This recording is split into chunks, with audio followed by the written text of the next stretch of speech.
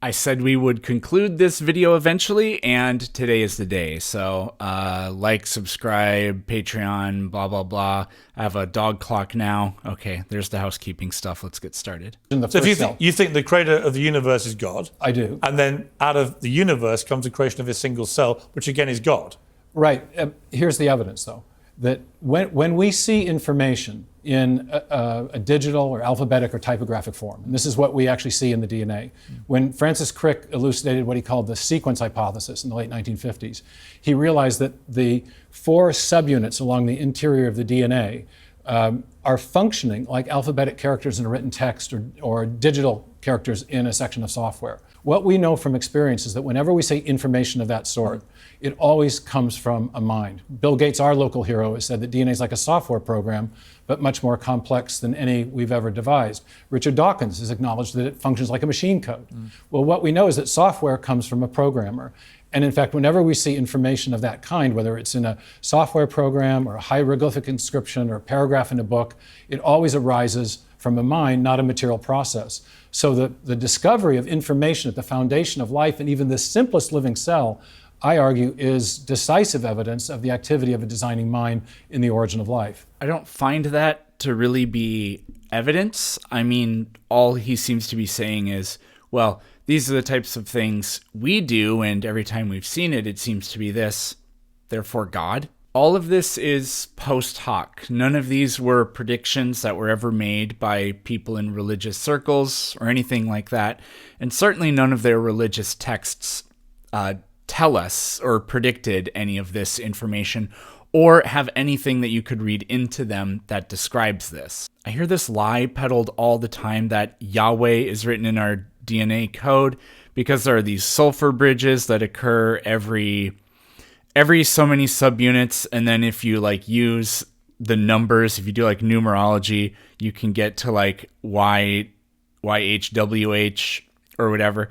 That's completely made up. There are no sulfur bridges in DNA. There's no sulfur in DNA at all. There's this scientist on TikTok. I always forget what her name is, but it's silica biology, something like that.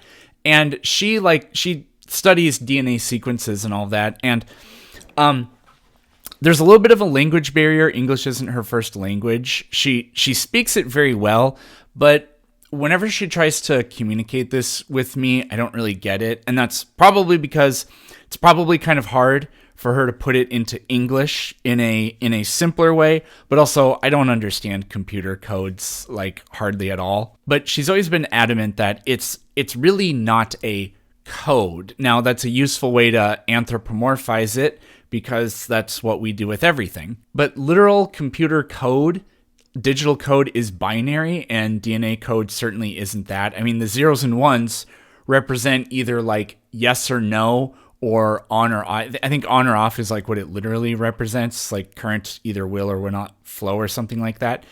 DNA isn't like that at all. The only thing you could argue for DNA is if you have A, that means T, and no A means not T, and then guanine and cytosine are the bond pair. But that's really, I think that's really weak. But also, all that would tell you is how to structure a DNA molecule. It says nothing about what DNA does, because we call it, when we say the DNA code, we don't mean DNA contains the information to replicate itself, to build itself, although it does contain that information. That's the big insight that Watson and Crick put together with Franklin's research and what's called the Chargaff rule. They they didn't steal the information, but they put it together in a way that nobody had yet. DNA's function is not just to make more DNA. That's not only what the template is there for. It contains genetic information, but the genetic code part, the way that functions, is it's way more complicated, and it's nothing like a digital code at all. Instead, you get 3 nucleotides that call for 1 amino acid. Digital code it's a lot more strict and straightforward, whereas the DNA code, it's just there are so many layers and layers and layers. Something that Angel, who I don't plan on ever debating Angel again, just so you know. But one thing he really loves to bring up is the redundancy. For digital code, the redundancy is like, it's already built in, and the digital code or whatever, it can't gain redundancy at any point. Now, there is some redundancy in the DNA code. For example, there are 64 codons, but only 20 amino acids. So you can get the right amino acid if the wrong codon is used. Although since there are multiple ones that call for the same amino acid, none of them are wrong. So I wouldn't call that. You could call it redundancy, but it certainly isn't error correction. Redundancy in the DNA code can come about through just the process of the DNA being replicated and from gene expression. That can create like duplicated regions of DNA. Again, computer code, as far as I understand, cannot gain redundancy like on its own. I don't think you can program it to gain new redundancies. If that's not the case, then that would be really cool. I would like to learn about that. Maybe some like machine learning or something can do that. But here's another thing. We put redundancy into our code because that has to be there because we don't know what's going to go wrong, and these are fail safes. Now, oftentimes when we anthropomorphize God, we forget that God is supposed to be omnipotent and omniscient. So why on earth would an intelligent designer like God create a molecule that makes errors and then requires error correcting code?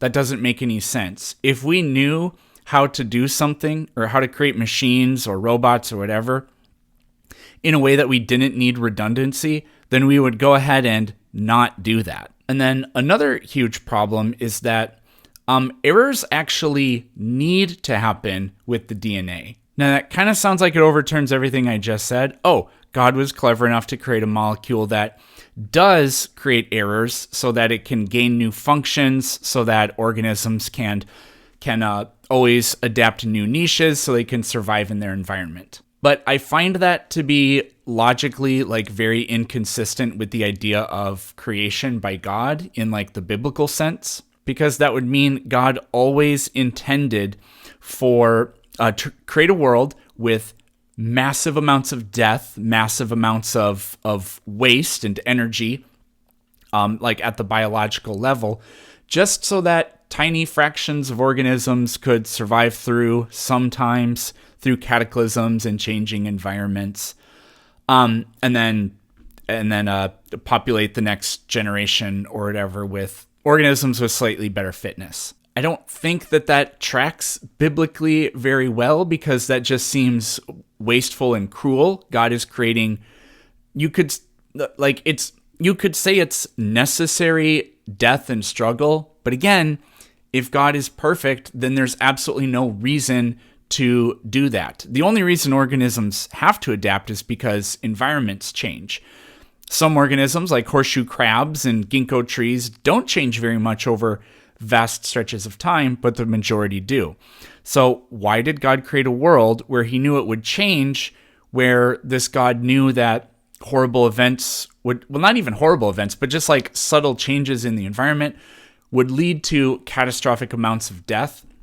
I just don't think that that's in line with the character of the biblical God. Another big difference, again, the way I understand it, is like with computer code, it's sort of, how do I say it? It's like deterministic. It's really rigid. I mean, you kind of sort of know exactly what you're going to get. Like there isn't a lot of variation. So, I mean, like we've all seen the memes where it's like, oh, my code did something I didn't expect it to do. But no, like that's just a skill issue, right? If you write the exact same code and put it in two of the exact same type of machine, and you put those two machines in different places, they will do the exact same thing. That is not at all how DNA works. I mean, identical twins, for crying out loud, don't always express things the same way. And a lot of that is because their environment changes, but some of it is just also, even though they have the exact same DNA, it doesn't always express itself in the exact same way. And again, code never creates new code that then has slightly different functions that then over vast stretches of time completely changes the machine or anything. Whereas the biological code, the DNA, does exactly that. I'm going to go off on a little bit of a tangent here, but this really great book, not even a very long one, Blueprint by Robert Plomin, that's been monumental in shaping the way I look at a lot of things. But he talks about in there, when we sequenced the human genome, people were really excited because they thought we would now find the genes for certain conditions like maybe like Alzheimer's or schizophrenia or bipolar disorder or whatever. And it turned out that there isn't a gene for any of that stuff. I think it's schizophrenia and bipolar disorder. I know one of them, it's bipolar disorder. But psychologists basically thought, they figured those are kind of like the opposite in a lot of ways.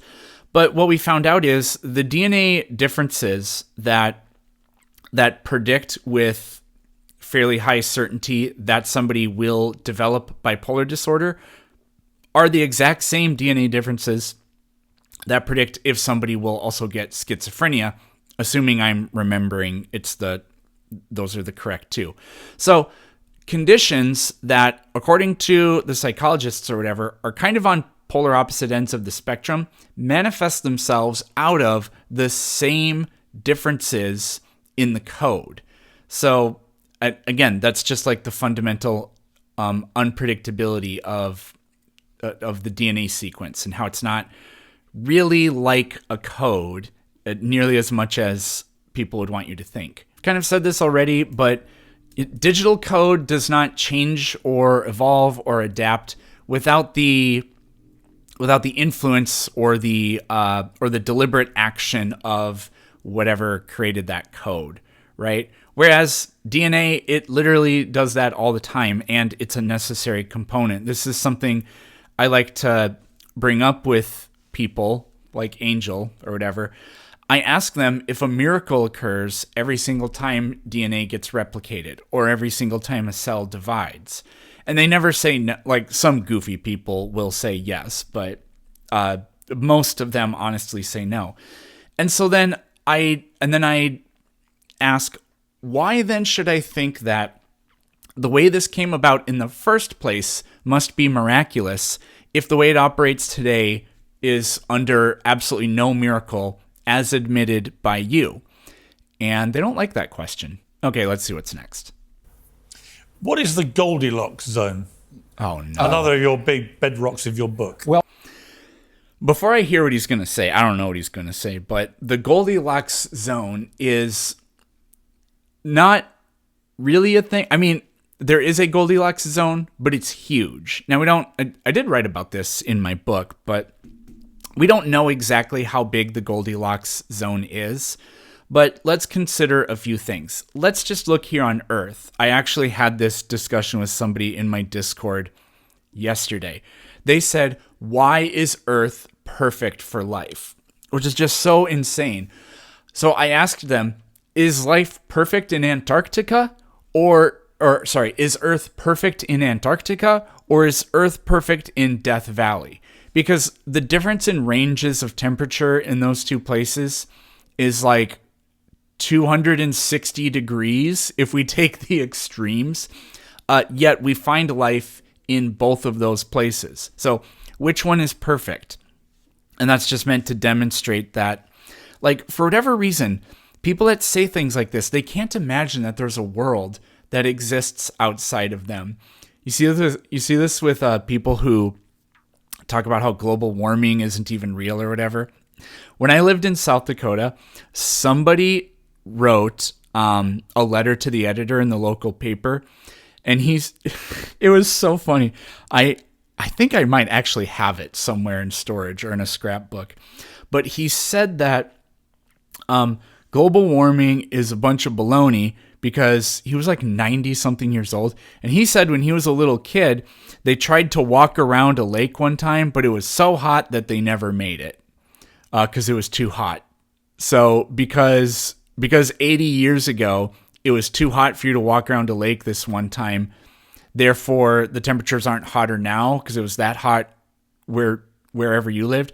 Like, again, these people, the world does revolve around them. I actually wrote a letter to the editor correcting the logic of that. Only time I've ever done that. Kind of cringe, kind of boomerish to write a letter to the editor to get in your local paper. But I just thought that would be kind of fun. And it got put in there. The editor of the paper, he called me.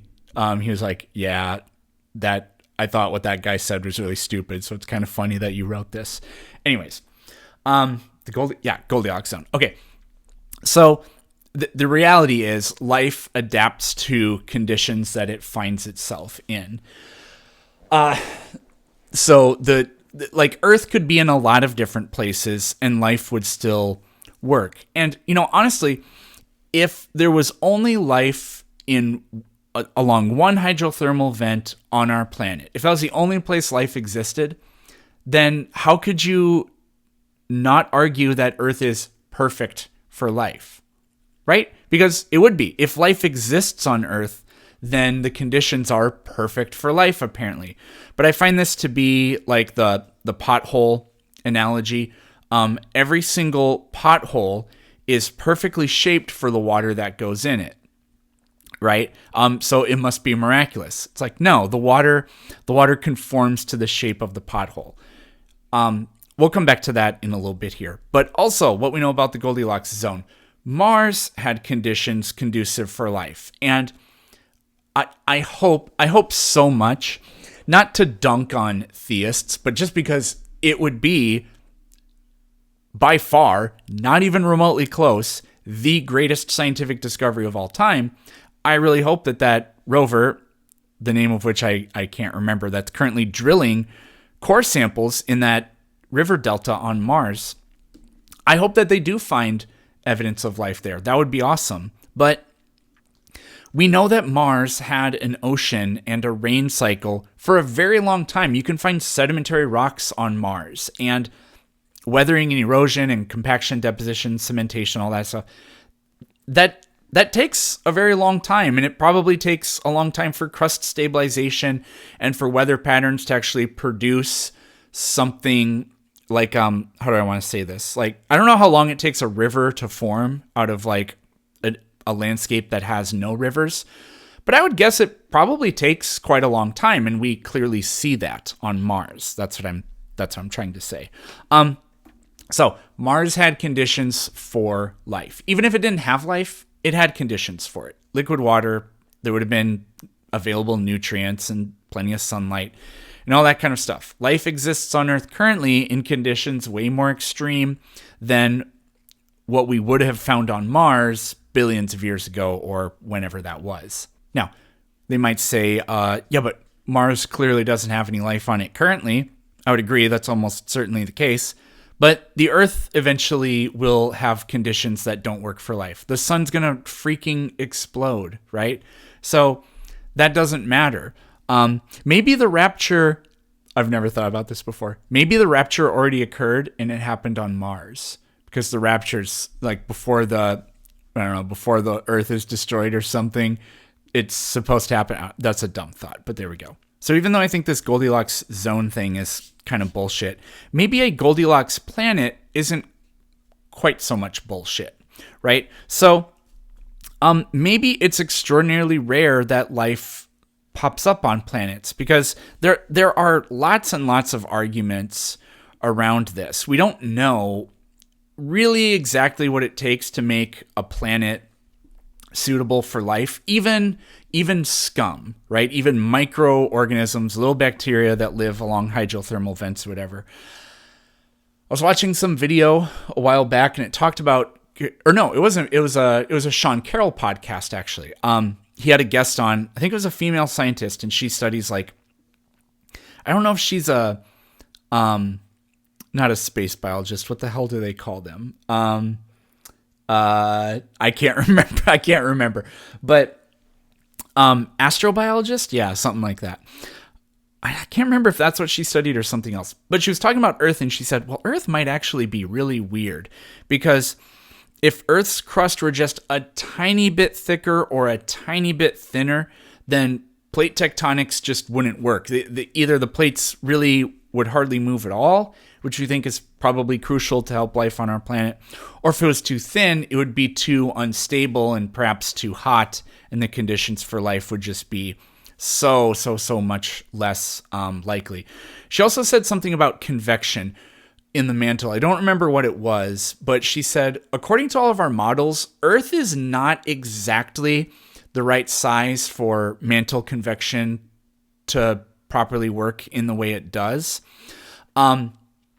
So yeah, I don't know. I'm failing to remember. Go check that here. Let me see if I can figure out what episode that was. I'm not sure, but I think it might have been the January 29th, 2024 episode titled What's Inside Planets? And that guest's name was Sabine Stanley. Anyways, it's not just about the Earth's crust. If you want to have complex life, you probably need like a strong magnetic field and an ozone layer. And there's a pretty decent argument that you need a lot of things to go right for life to progress to a certain point. So that's not exactly the anthropic principle. That's just the luck of, I don't know, geochemistry or physics in a planet or whatever. And that's a cool conversation to think about, that there are interesting implications for that. Well, this is one way that the physicists refer to something that they call the fine-tuning of the universe, or sometimes they talk about it, the anthropic fine-tuning. The idea is... Okay, so he's not talking about the Goldilocks zone at all. And maybe Pierce just misunderstood. I haven't read Stephen Meyer's book. Maybe he never actually talked about Earth's distance from the sun being just right. But yeah, he's completely not going in the same direction. The most fundamental parameters of physics fall within very narrow ranges or tolerances, outside of which we have discovered life would not be possible. Even basic chemistry would not be possible. So the force responsible for the expansion of the universe, called the cosmological constant, is fine-tuned. An accepted value is to 1 part in 10 to the 90th power. So a smidge faster or slower in that expansion, and you either get a heat death of the universe or you get a big crunch, a great black hole. In either case, life is not possible. That's just one of many parameters. Well, not only is life not possible, but basically nothing is possible. So one of the problems with the fine-tuning argument is that life doesn't operate according to a different set of physics. It operates according to the same laws of physics as everything else. So whatever tells you that the universe is finely tuned for life will also tell you that the universe is finely tuned for black holes, for asteroids, for water molecules, literally, like, basically everything. So I find it a bit convenient that although the universe is finely tuned for everything, God is like us and wanted to have a relationship with us and thinks that we are important.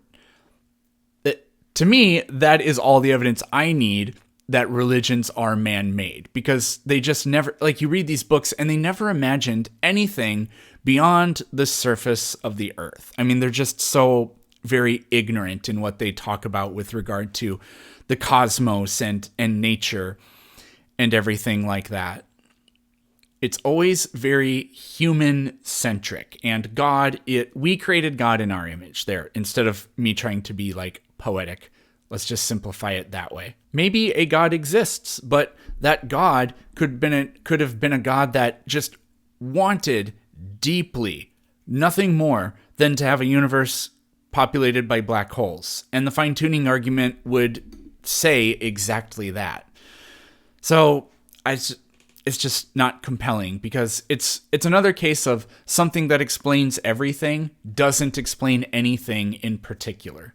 That fall within that kind of a sweet spot. So sometimes the physicists do talk about are living in a Goldilocks universe. Luke Barnes has written a wonderful book about the fine-tuning. A physicist who also did his PhD at Cambridge has written a book called The Fortunate Universe. So these types of terms are now making their way into physics, because physicists did not expect that life would depend upon such an exquisitely and improbably arranged set of basic parameters. But there we... And neither did religious people. Neither did the Bible. We have it. They did. This is what they found. But again, that comes back to the idea of... And again, this is all just an argument from incredulity. This is not evidence because we don't have a working hypothesis. We have a retrospective, basically. a designer of all this. Well, one of the scientists who first discovered these fine-tuning parameters was Fred Hoyle. And Hoyle was a pretty aggressive scientific atheist. He opposed the Big Bang and even gave the Big Bang its name, the Big Bang, as a kind of pejorative to make fun of the concept. But after he discovered some of these fine-tuning parameters, he had a shift in his philosophical perspective, in his worldview. I have no idea if that's true. And he was later quoted as saying that a common sense interpretation of the data, the fine-tuning data, suggests that a super intellect has monkeyed with physics and chemistry to make life possible. And I would say I love the way the monkeys always make it into the origins discussion, even if it's in physics. It always goes back to monkeys. I'm going to look that up. So the full quote is, a common sense interpretation of the facts suggests that a superintelligence has monkeyed with physics as well as with chemistry and biology, and that there are no blind forces worth speaking about in nature. The numbers one calculates from these facts seem to me so overwhelming as to put this conclusion almost beyond question. Nothing I've been able to find says that Hoyle ever, became slightly religious or slightly less atheistic. I think much the way Einstein said things like, God does not play dice with the universe, Hoyle didn't actually lend any credence to the idea that there is a super intelligence or a creator. It's just more of I think it's kind of like metaphorical, just speaking about the wonder that we find in nature. Monkeys, either at a typewriter or something. Yeah. There are other scientific hypotheses that don't use God as an explanation for all this. One is the simulation matrix theory, which Elon Musk talks about, or the idea of a multiverse. And when I had Neil deGrasse Tyson on, the astrophysicist, he said this. What was there before the beginning of the universe? Everyone asks this question. Nobody knows. What's the simple answer? Oh, I'm delighted I can respond to you. We don't know. Okay, good. But we got top people working on it. Okay. You know what? There may have been a multiverse. I like that. I like the honesty. So we genuinely don't know. People just don't know, right? Yeah, and Neil, he's doing the "we got a badass over here" thing. Yeah, but people like Neil don't say what it was there for. We don't know, therefore it must have been whatever. We don't know. There might have been a multiverse that's birthing universes, and we're one of them. But that just pushes the question one step further before that. What was around before the multiverse? So we just don't know. It's a frontier question right now. What is your response? I mean, a lot of astrophysicists and Elon Musk. What I typically add to this is, well, first of all, we don't know if the universe even is created, because people like Meyer, they'll come on and say well, science supports the idea of creation or whatever. And it's like, okay, well, don't you know that science tells us that nothing can be created or destroyed? So the universe is not created according to science. Nothing is. And others think it's actually about the multiverse. For those who don't know, what is the multiverse? And what's your response to that? Sure. The multiverse is the idea that, yes, the universe is incredibly finely tuned against all odds to make life possible. But the explanation for that is not that there was a cosmic fine-tuner, an intelligence who set the universe up so that life would be possible, but rather that there's a billion or gabillions of other universes out there. Like how any shaped pothole can fit water in just the right shape for it, right? Again, so the idea is, or to unpack this a little bit farther, we don't know. All the things about fine-tuning assume that, yes, we change the expansion constant or whatever, and then everything else falls apart. But we're not allowing any of those other parameters to change. Maybe you can get the same outcome if all of them are different. And we have no idea if that is or is not the case. The way I understand it is the multiverse is just the idea that there could be infinite different combinations of all the constants. not just like fiddling with one at a time. That have different combinations of these different settings of these different parameters, and that Right. ours just happens to be the lucky one. And No. Yeah, so I thought he was saying the same thing as me. No, we're not just, I mean, maybe he kind of was. I don't think anybody could ever successfully argue one way or the other, scientific or not, that if we change the values of all of them, a universe with that has stars and planets and whatever, and even life in it, could exist. So when he says we're just the lucky one, no, I mean, if there's an infinite series of them, then it's going to pop up infinite different times. And the reason that we have life in our universe is not that it was designed for life, but rather there was a kind of giant cosmic lottery that is responsible, and that life must have arisen somewhere. And again, we just happen to be in the lucky universe. Oh, and my response. Yes. Yes, right. Well, the multiverse hypothesis is specifically relevant to explaining this fine-tuning. But there's a problem with it, and that is that if you have all these other universes out there, the very existence of these other universes does not explain the fine-tuning in our universe. And here's why. If those other universes are separate from our own, then there's no causal connection between them. So whatever happens in those other universes has no effect on our universe, including it has no effect on whatever process was responsible for setting the fine-tuning. So in virtue of that, multiverse proponents have had to propose a kind of common cause of all the universes, a universe generating machine of some kind that could allow them to portray our universe as the lucky winner of a giant cosmic lottery. And that's where the rub comes in. But is that possible? I am not the kind of person to answer this question. We did sort of talk about this when I interviewed Blitz last time, I think, and we talked about bubble universes. So the idea is something like, it's connected with inflation, cosmic inflation, I believe. So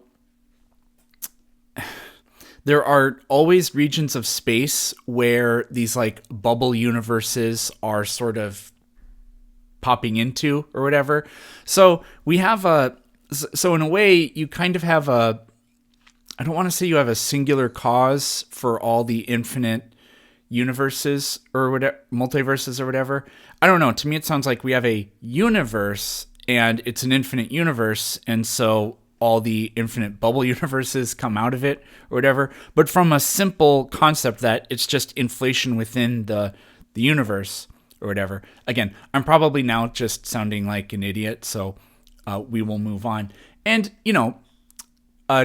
credit to Meyer's side, this stumps the smartest people in the world and average people like me or whatever I am.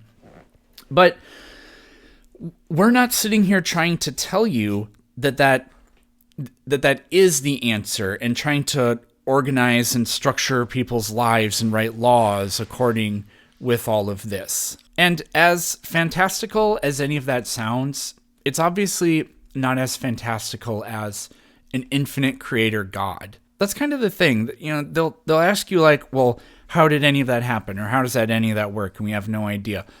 But neither do they. I'm pretty good at making sure to do this, but most people I see debating never do this. Ask them, okay, I've had so many of my funniest moments have been this. I ask people, how did God create life? And they never answer how. They'll answer where, when, what. They'll say, God did it. Like, you've probably seen these, but I've had these so many times. How did God create life? Yeah, God created life. No, how? In the Garden of Eden. And so they can't. So they have the same problem they accuse us of having. And they never even try to explain theirs because they somehow think that just having a placeholder answers it, and it just doesn't. Well, yeah, there's a problem with it, and that is that all of the different universe-generating mechanisms that have been proposed, some based on something called string theory, others based on something called inflationary cosmology, themselves require prior fine-tuning in the universe-generating mechanisms. And so you explain the fine-tuning in this universe by invoking a universe-generating mechanism, but that mechanism in turn has to be finely tuned, and so you're right back to where you started without an ultimate explanation for fine-tuning. Does it? I don't know. You guys will have to talk about that. And yet we know from our experience that when we find something that's finely tuned, think of a French recipe or an internal combustion engine or a radio dial, fine-tuning always requires, in our uniform and repeated experience, which is the basis of all scientific reasoning, it always requires a fine-tuner, an intelligence. So given But God requires no explanation. that the multiverse hasn't explained, given an ultimate explanation for fine-tuning, the best explanation for fine-tuning is still intelligent design. There we go. Man, we've been going for a while. We'll probably have to end it there and finish this up later. But yeah, I mean, there's the argument from incredulity and ignorance. Because blank hasn't figured it out, therefore the best explanation is God. I mean, that's like saying, well, the other team didn't score any points, so we win. That's not how you win. You have to score points. And when other people don't score points, that's not points for you. So, yeah, I don't know. Maybe we'll get through all of this. I'm shocked at how long this actually takes. Thanks for watching. I don't do the ads anymore, but book is still for sale, obviously. And you can watch this video and others without any ads by being a Patreon supporter. Just $5 a month, and you get to watch them all. And I upload a lot. 300 videos last year. I'm on pace to break that streak this year. So, in any case, thank you for being here. Helps a lot.